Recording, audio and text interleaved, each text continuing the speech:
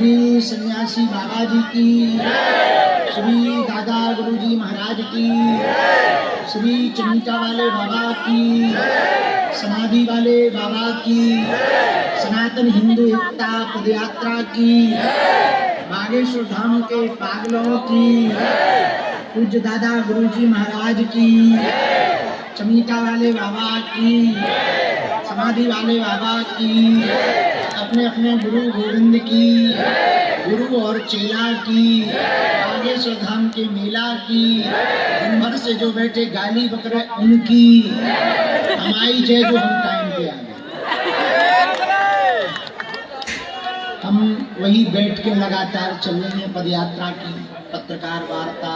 अभी क्या हुआ, कुछ लोग पीछे पड़ गए, यात्रा को बंद करवाना चाह रहे, और उन्हीं के लिए जो है अभी लगे थे, व्यस्त हो गए। आज दिन भर तो मीडिया ही जाती है, पूरे दिन भर। कल रात्रि काल में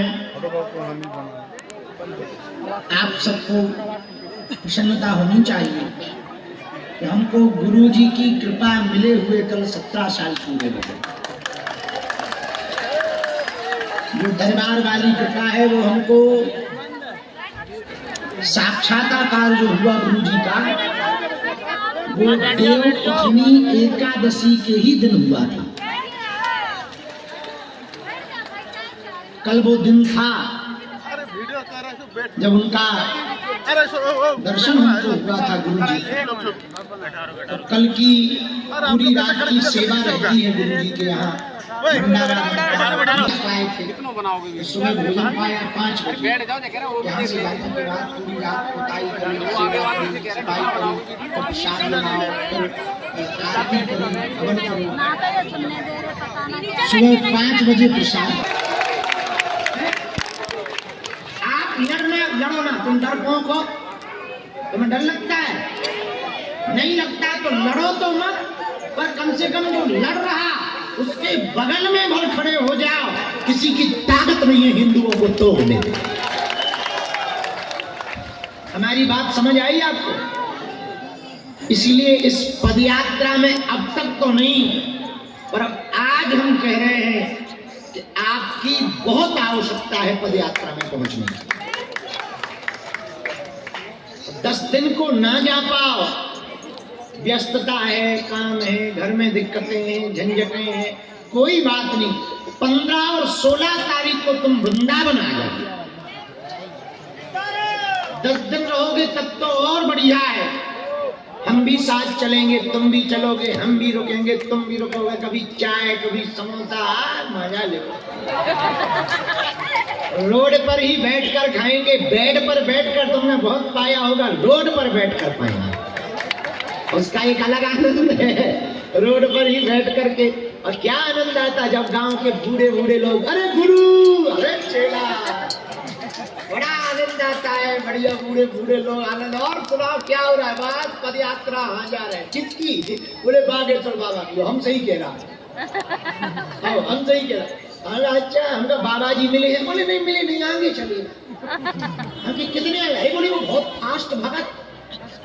तो धीरे से कहा था, अरे वे हनुमान जी के भगत है ना, इसलिए बहुत तेज भगत।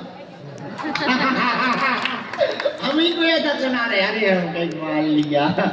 एक दादाजी तो हमें मंच पे ही ना पहचाने थे। हम कहाँ आए हो? बोले बागेश्वर गुरु जी से मिलने। हम कहा हम ही तो। बोले काहे को झूठ बोल रहे?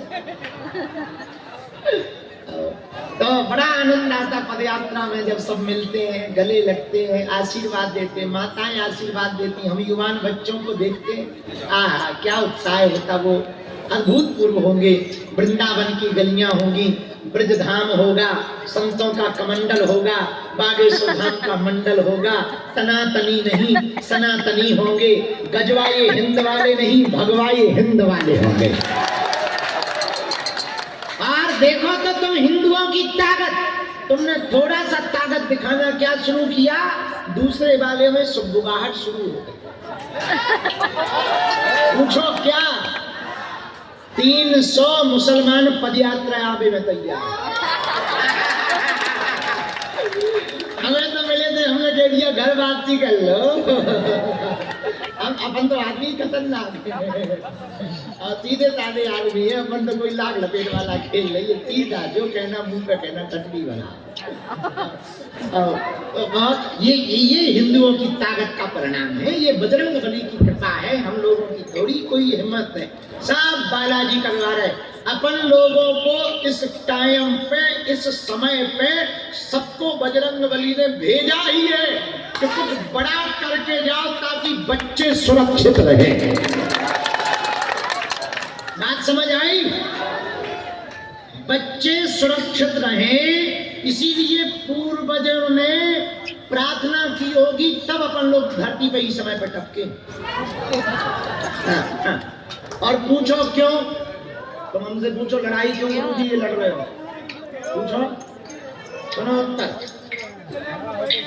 1947 में, 1947 में भारत का विभाजन हुआ, बंटवारा विभाजन हुआ भारत का, तो दूसरा टुकड़ा बना पाकिस्तान।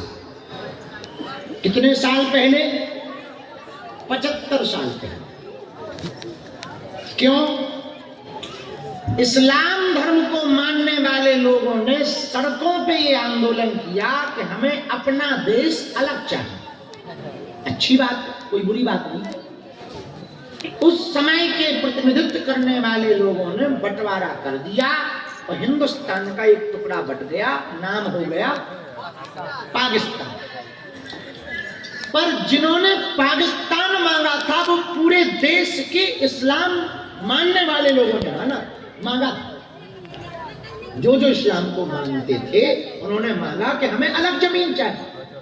अब जब उन्हें अलग जमीन चाहिए, वो मिल गई, फिर तुम इधर क्यों?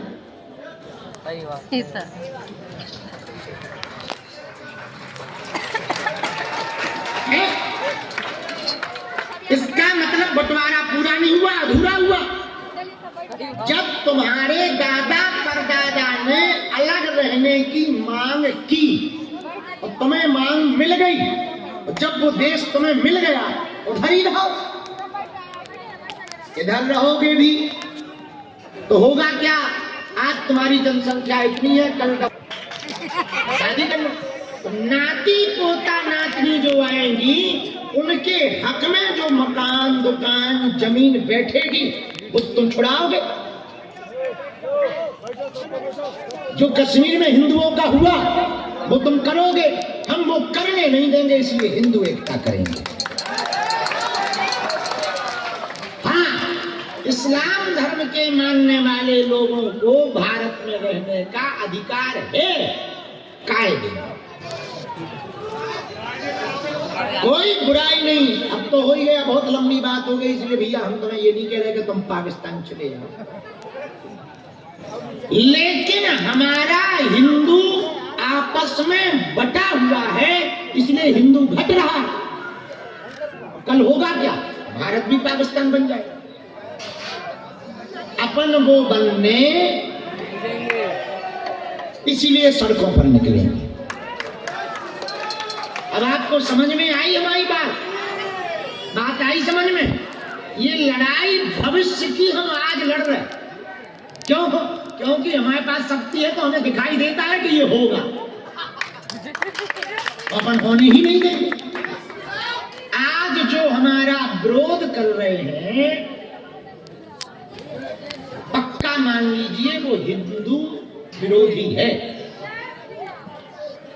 एक बात बताओ आप लोग, बहुत हम नींद छोड़कर, भूख छोड़कर, रातों भर मेहनत करके, पैसा इधर उधर से जुटा के, कर्जा लेकर के पद यात्रा कर रहे हैं, हमें कोई लाभ, हमें कोई फायदा है? पर्सनल फायदा है? ना तो चुनाव लड़ते हैं, ना वोट लेते हैं, ना नेताजी बनना है, ना पार्टी खड़ी करनी है। हमारा मात्र इतना फायदा है कि हमारे हिंदुओं के बच्चे बच्चियां सुरक्षित रहेंगे, ये हमारा फायदा है।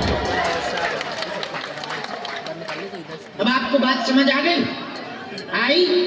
इसलिए यह पद यात्रा का सफल होना जरूरी है। यदि ये यात्रा विफल हो जाएगी तो हिंदू भी विफल हो जाएंगे। इसलिए आप 10 दिन के लिए भले ही